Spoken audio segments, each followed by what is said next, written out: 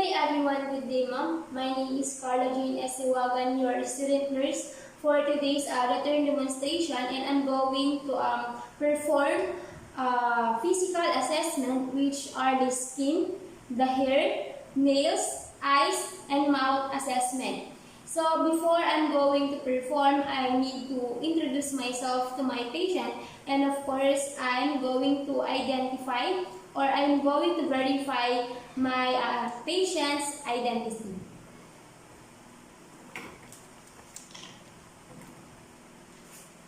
So good morning ma'am. My name is Karla Siuagan, your student nurse for today. And may I ask for your name ma'am, please? My name is Jubilee. Your birthday? June 6, 2010. And your age ma'am? 19 years old. So thank you for responding ma'am. So before anything else, I'm going to perform a hand hygiene.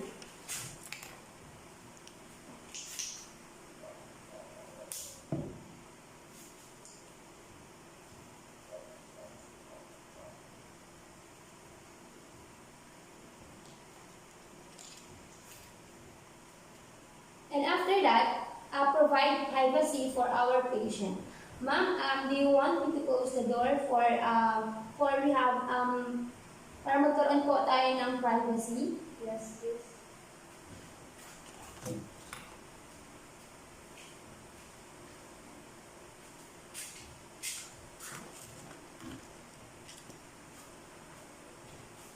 So after that, inquire if the patient has any history of the following, like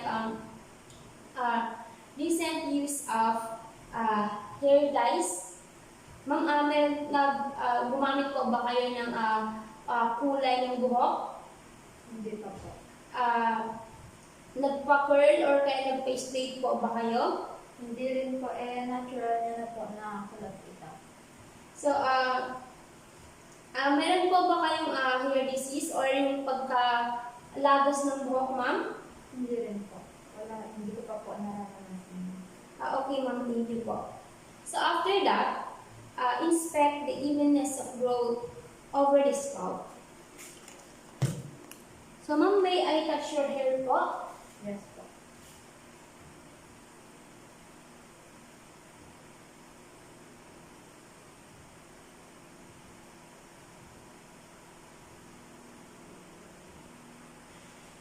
And after that, inspect for hair thickness or thinness.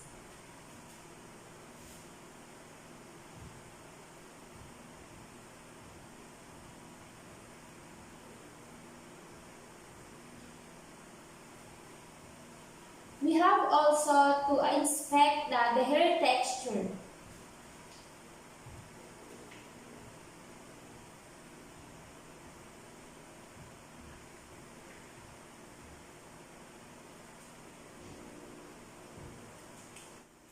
So let's proceed to nail assessment. So since na-introduce ko ng aking sarili kanina and nalaman ko na rin ang identity ng aking patient, let's start assessing our patient nail. So first, of course, I'm going to perform a hand hygiene.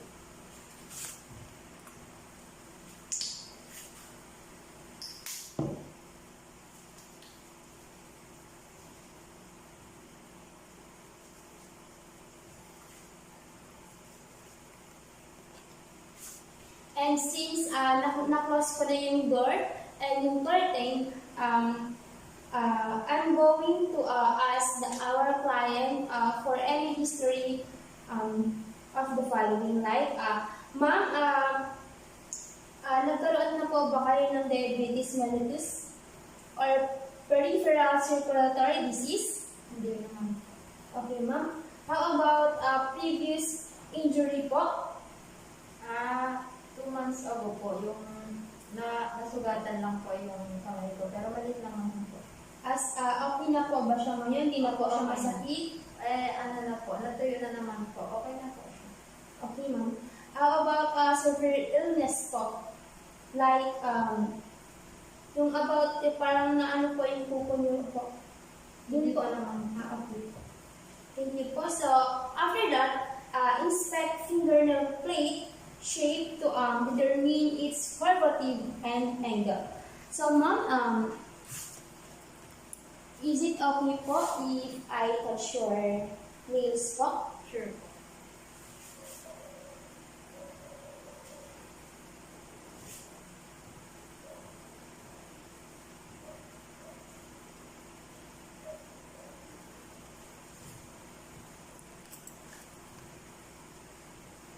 So, I'm going to write what I've observed about her nails. So, after that, of course, inspect the fingernail and toenail texture.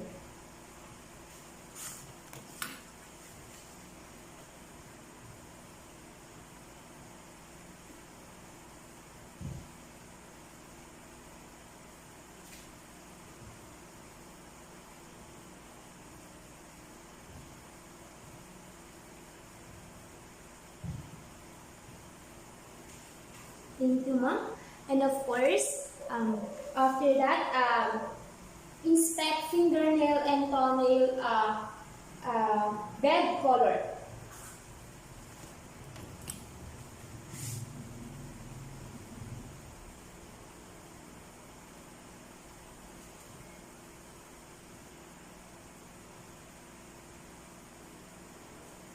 How about this your toenail po?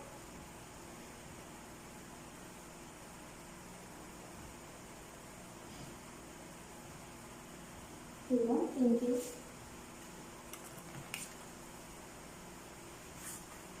So inspect also the tissues surrounding the nails. So this is check ko lang po yung tissues po around the nails po. If healthy po ba or may something na kailangan i-check.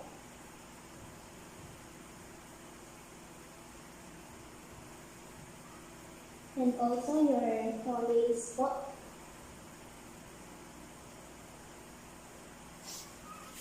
So,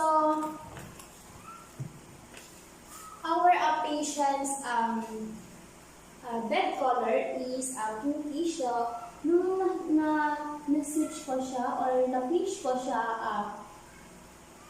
may pagka-pink siya, no? Parang after that, perform blanch test of capillary refill. Press 2 or more nails between your thumb and your index finger. Look for balancing and return of pink color to nail bed.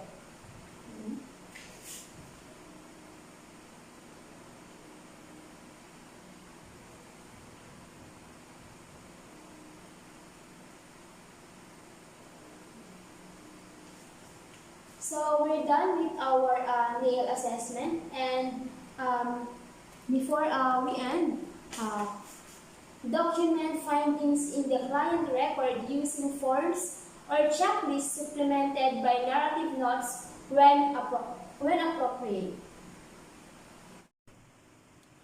So after the hair and nail assessment, let's proceed to a skin assessment.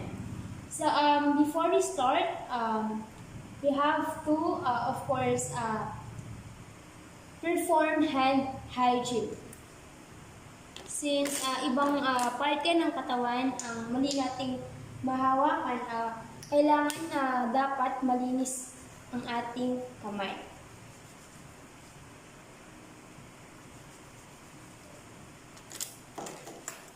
So after that, inquire if the client has any history of the following. So ma'am, nakakaramdam po ba kayo ng pain or itching? Hindi naman. Or presence and spread of lesions po? Hindi. Bruises, abrasions, pigmented spots, or previous experience with skin problems po?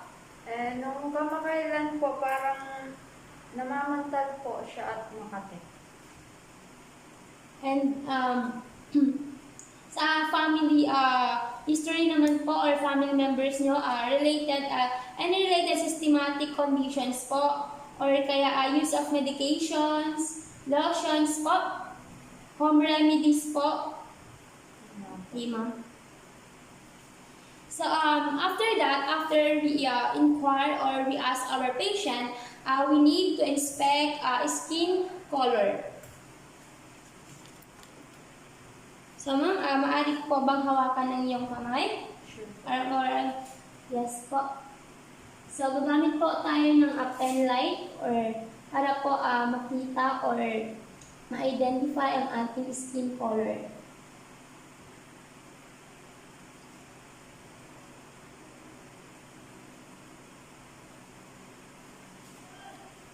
So, I observe po na yellowish po ang ating balat and may nakita po ako mga pantal-pantal and ano po ang nakakagat po ba kayo ng mga langgam po or insekto po, ma'am?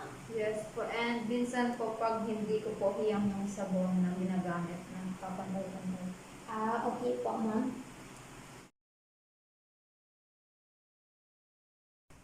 So, since wala akong nakikitang edema, hindi ko na po siya i-assess. And let's continue with inspect, palpate, and describe skin lesions. So, I'm going to apply gloves po since the lesions are open or draining. So, wait for a minute, ma'am. Can you do this po?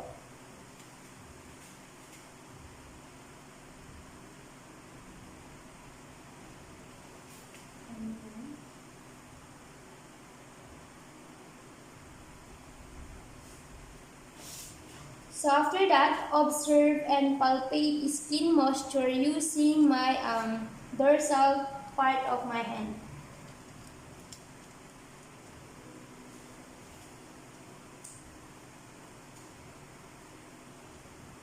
Ma'am, can you remove your mask?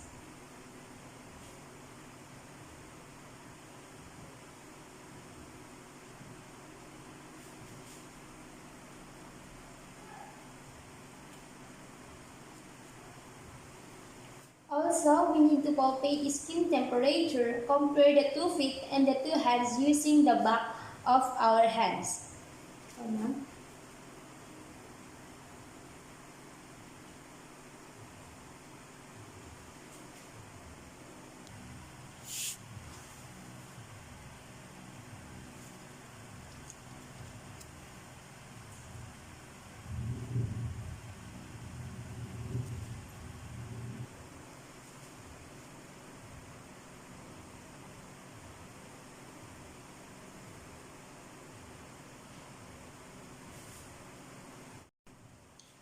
Note skin turgor or fullness or elasticity by lifting and pinching the skin on an extremity. So, ma'am, ipipinch ko lang po ng konti ang balat ninyo sa kamay tsaka sa inyong leg. Okay lang po? Yes po.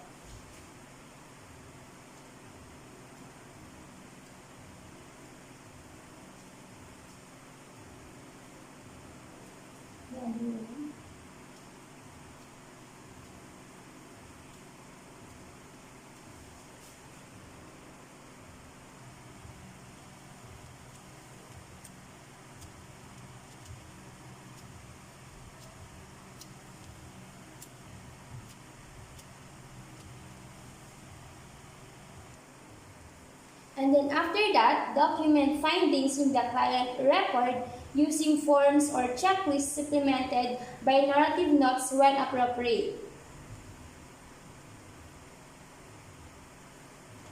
Then, in assessing the hair, the nail, and the skin of our client, we can now proceed to eye assessment.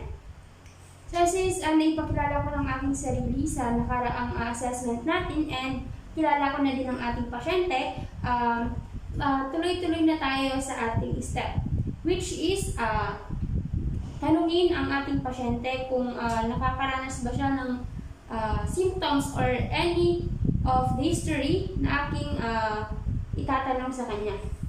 So ma'am, nagkakaroon po ba kayo ng hypertension? No po. Blood dyscrasia? No. No. eye disease po, injury or surgery. Okay po. Kailan po kayo last na nag-visit sa inyong ophthalmologist? Hindi pa po. Never pa po. Okay po. Gumagamit po ba kayo ng medication or gamot po o something na pinapatak sa mata? Hindi po. Use of contact lenses or eyeglasses po? Yun po, eyeglasses naman po. Para saan po yung malabo po ba yung mata niyo, ma'am? Para ano po, pag yung online class kasi sumasakit po siya minsan. Parang anti-reflection. Anti-reflection. Okay po. And current symptom of eye problem po, pain, swelling, ganun po, or blurry vision po, wala po? Wala naman po. Okay po, thank you, ma'am. So after that, of course, before I will be doing the procedure, I have to perform hand hygiene.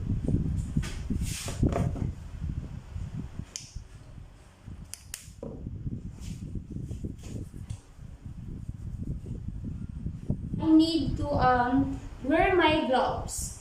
So wait a minute, ma'am. So, ma'am, titignan ko po ang inyong eyelids. Pamamagitan ng penlight niyo ito. Maaari ko po ba hawakan ng inyong eyelids po?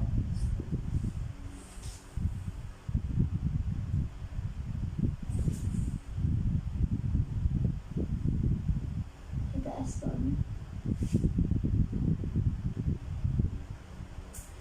So, maaari po ba kayong mag-blink po 3 times? Hindi po masyadong mabilis. 1, 2, 3, 1, 2, 3. Thank you po. Susunod naman po na gagawin ko ay i-check ko po ang inyong eyebrows. So, close your eyes po. Huwag mo na po. Close your eyes po. Thank you, ma'am. So, after that, we need to inspect the bulbar conjunctiva that lying over the sclera for color, texture, and the presence of lesions. After that, inspect the palpebral conjunctiva that lining the eyelids by averting the lids. So, ma'am, look up po. I will avert your lower lids po.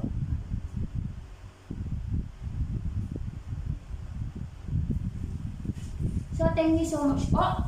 And I can see, ma'am, na parang may problema po tayo sa upper lids. So, I'm going to avert your upper lids also. After that, inspect the cornea for clarity and texture. Also, ask the patient and the client to look straight ahead, hold the pen light at an oblique angle to the eye. So, ma'am, can you straight forward po? Dito lang po. So, I'm going to use this pen light po. Don't blink, ma'am. Just straight lang po.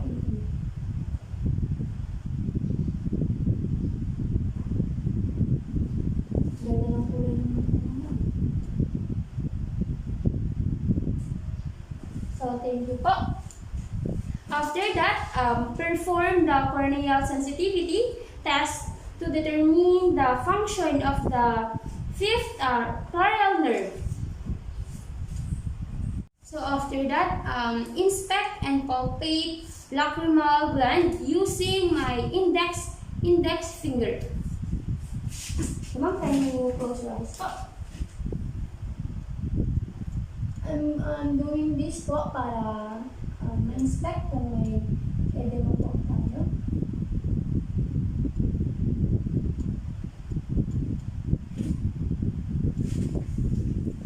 So after that, we have also to inspect and palpate the lacrimal sac and a nasolacrimal duct.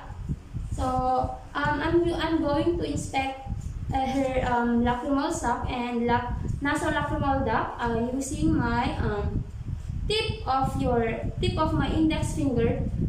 And yeah, we're going to ma'am, can you remove your mask po?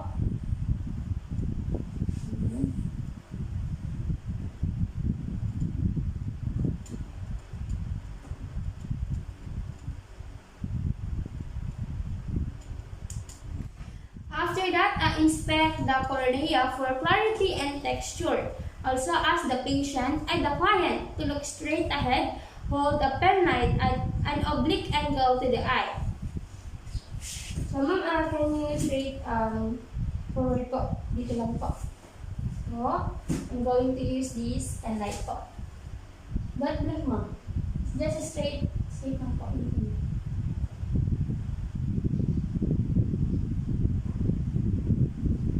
Ganda ng kulay ng ma'am. So, thank you po. After that, perform the corneal sensitivity test to determine the function of the fifth ciliary nerve. So, ma'am, I'm going to use this gauge pad po para matouch ko po yung cornea niyo. Huwag po kayong mag-alala dahil slight lang naman po. Itatouch ko lang po yung side. So, just open your eyes, ma'am. Tapos, straight lang po nakatingin sa akin.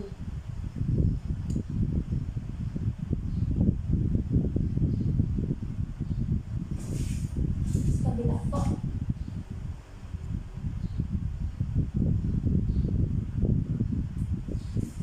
Thank you so much, ma'am. After that, inspect the anterior chamber for any transparency and depth. Use the same oblique lighting as used to test the cornea. So, ma'am, straight po ulit yung tingin sa akin. I-check po natin yung chamber ng transparency niya and yung depth. So, ma'am, tingin lang po sa akin, ma'am.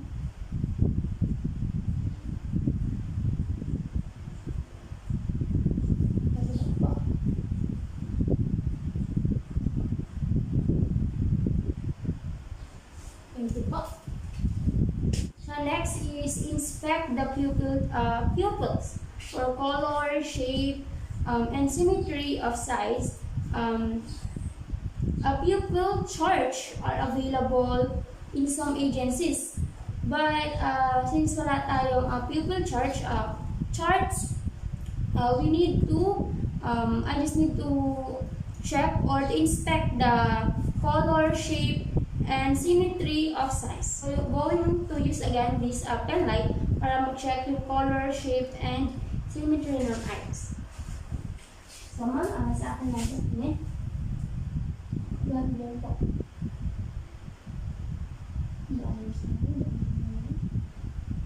Okay, thank you so much po. So, assess each pupil's direct and consensual reactions to light to determine the function of the third oculomotor and fourth trabecular cranial nerves. So, dapat darken your room or kaya madilim. So, I'm going to switch off the lights.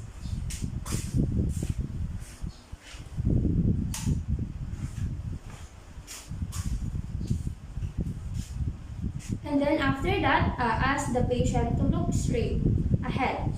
So using a pen light, approaching from the side, shine a light on the pupil. So ma'am, sa akin lang po tingin.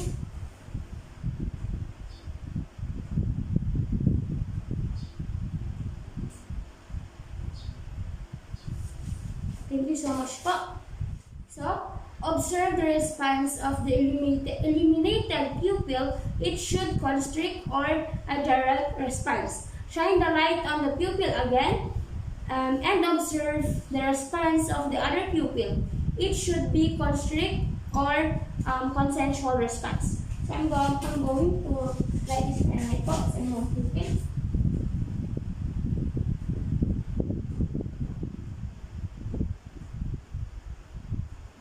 Thank you po. Then after that, assess each pupil's reaction to accommodation. Tingin lang po kayo dito sa object mo.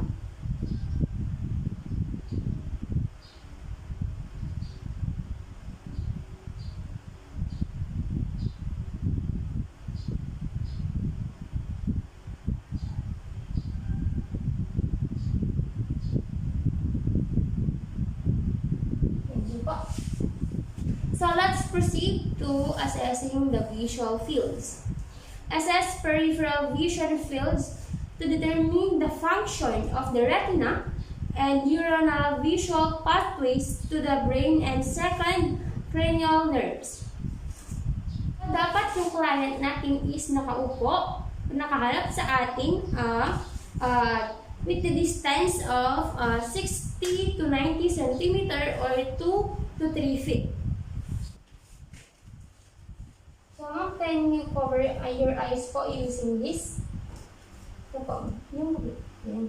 So, can you say how many is this po? 1, 2, 1, 1, 2, 1, 2, 1, 2. So, ngayon naman, tatakpan ko po ang aking mata hanggang sa aking ilaw.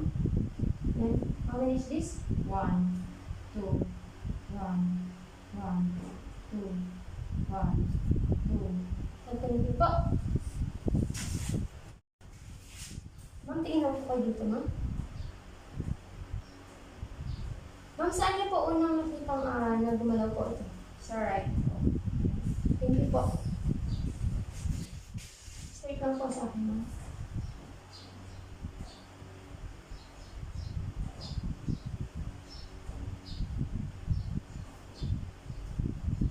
Sa akin lang, ma'am.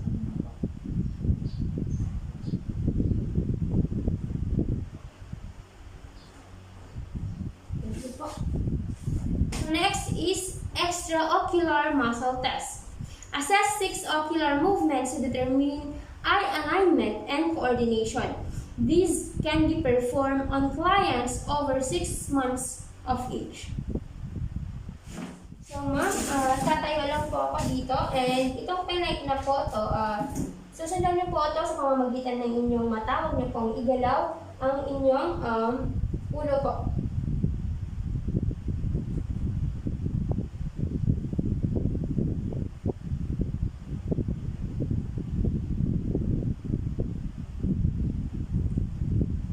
Thank you po, ma'am. So after that, we need to assess for location of light reflex by shining pen light on pupil in corneal surface, or what we call Hirschberg test. So ma'am, I'm going to light this pen light. Now can you remove your face mask? Here. And I'm going to shine it into the center of your face. So thank you so much, ma'am. After that, we need to have clients fixate on the near of 4 object, cover one eye, and observe for movement in the uncovered eye, or what we call cover test. So ma'am, i-cover ko po ito. And dito lang po sa isa.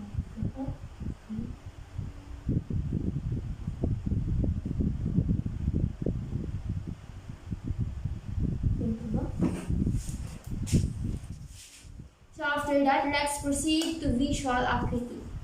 Assess near vision by providing adequate lighting and asking the client to read from a newspaper or a magazine held at a distance of 30 centimeter or 14 inches.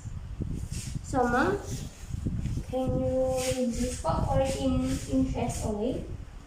Can you read number 6 po? The Department of Agrarian Reform is one of the agencies of the government whose primarily thrust in the promotion of farmers' welfare. Thank you so much, ma'am. Assess distance vision by asking the client to wear corrective lenses, if any, unless they are used for reading only, for distance of only 36 centimeter or 12 to 14 inches. So ma'am, I'm going to cover your one eye and read this. ALEBASINOTNA.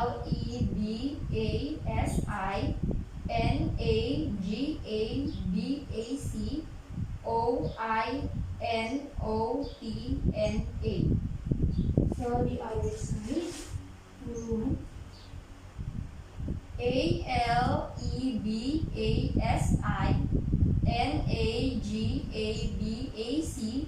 Oinotna. Thank you, ma'am.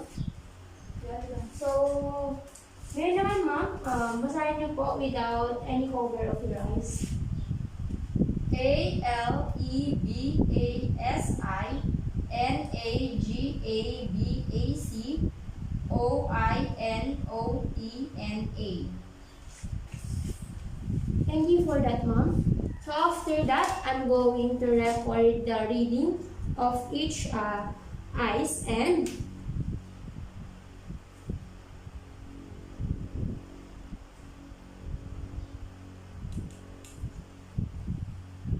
since my client is able to see even the top line or 20/200 of the Snellen type chart, I will no longer perform visual or functional vision test. So thank you so much, ma'am, for your cooperation, and I'm going to document all the findings, and makakaasa po kayo na it is naka-private lang po sa atin lang po ang findings na aking nakuha sa oras pong ito, and maraming salamat po. So for now, let's proceed to the last assessment that we will be doing, which is the lips or mouth assessment. So since naipakilala ko na ang aking sarili, magtuloy-tuloy na tayo sa ating procedure. So, i-ask natin muna ang ating kliyente kung may history ba siya ng aking itatanong sa oras na ito. Ma'am, do you have a routine pattern of dental care? No, okay po. How about last visit po sa dentist? 6 months ago po, nagpabara na kami. Okay po. Length of time ulcers or other lesions have been present po. Okay, nothing. And denture discomfort or medication clients or is receiving po, may iniinom po ba kayong gamot? No, wala po. Okay, ma'am, thank you po. So after that, we have to position the client, of course, to a comfortable position.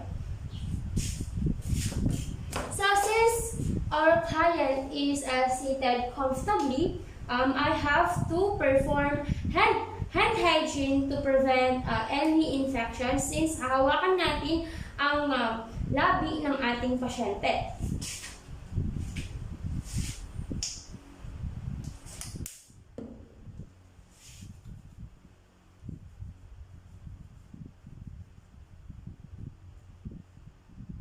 I also wear my gloves to prevent any infection since labi ang ating i-assess. So let's proceed to the next step, which is the lips and buccal mucosa. So inspect the outer lips for symmetry of contour, color, and texture. So ma'am, can you do this po? Please remove your mask. Then I'm going to use this pen light.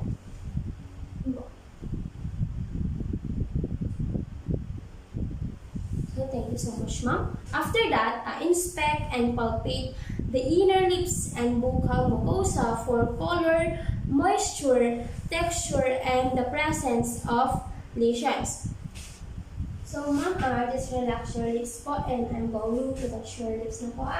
I-pull downward ko po siya. Or i-pull outward ko po siya.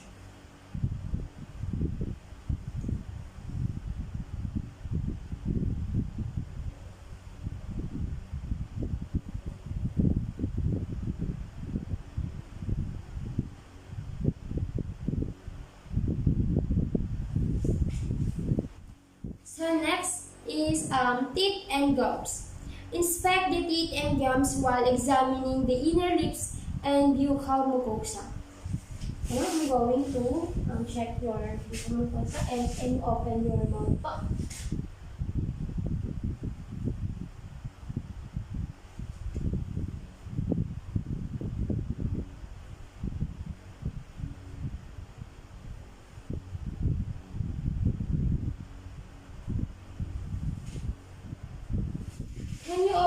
mouth. Talk again.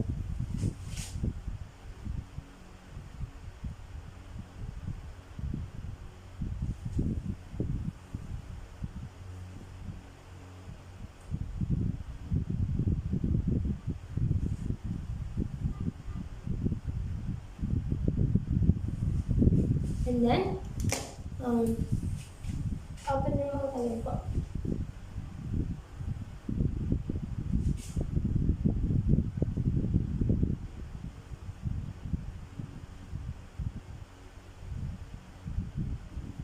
Thank you, ma'am.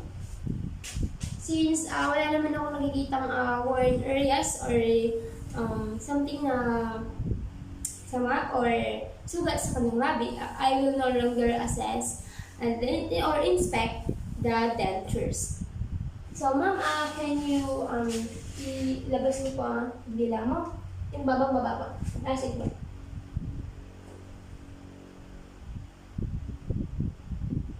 Okay, thank you, ma'am.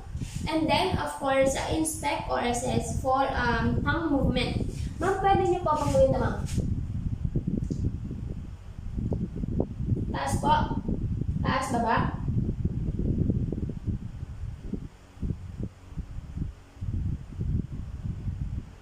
Next is to inspect the base of tongue, the mouth floor, and the frenulum. Ma'am, can you use po yung tip po ng mouth, tapos ilalagay po dun sa floor ng mouth. That is po.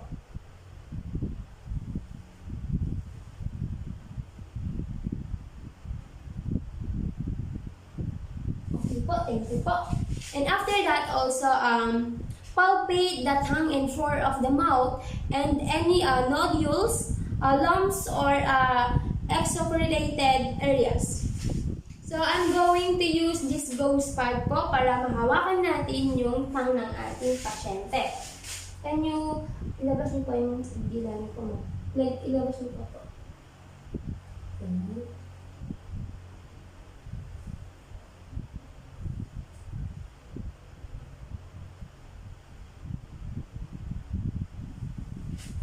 Thank you, ma'am. So let's proceed to salivary gland. Inspect salivary duct openings for any swelling or redness. So, ma'am, can you place your tongue on top po? Okay. Like this.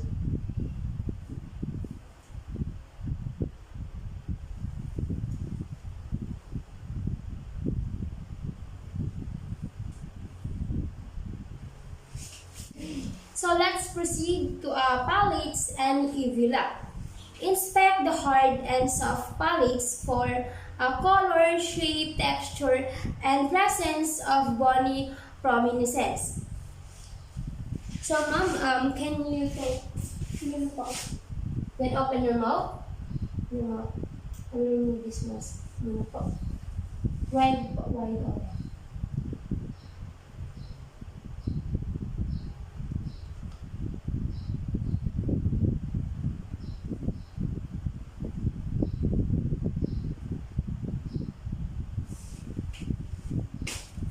And then, after that, inspect the uvula for position and mobility while examining the palates.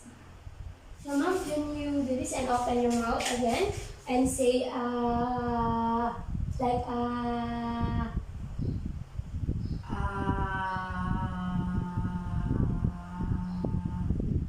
again, ma'am? Thank you po. So next, let's proceed to oropharynx and tonsils. Inspect the oropharynx for color and texture. Inspect one side at a time to avoid eliciting the gag reflex. So ma'am, I will ask you to open your mouth again.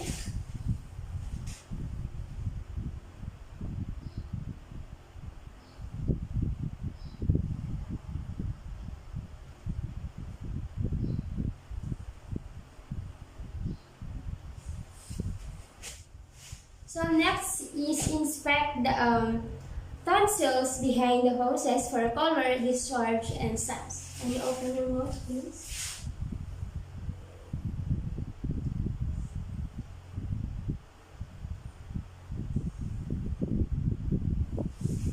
So after that, we have also to elicit the gag or reflex by pressing the posterior tongue with a tongue depressor.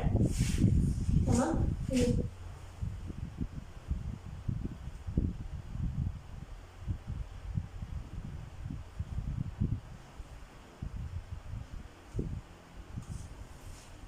So thank you so much, ma'am.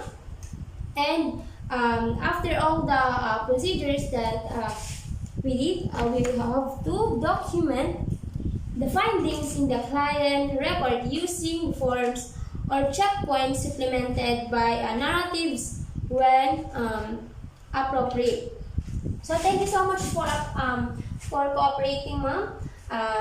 Makakaasa po kayo na these findings will be kept between me and sa physician po na i-refer ko po sa inyo. Maraming salamat po, ma'am, and God bless po. Thank you so much, Linda.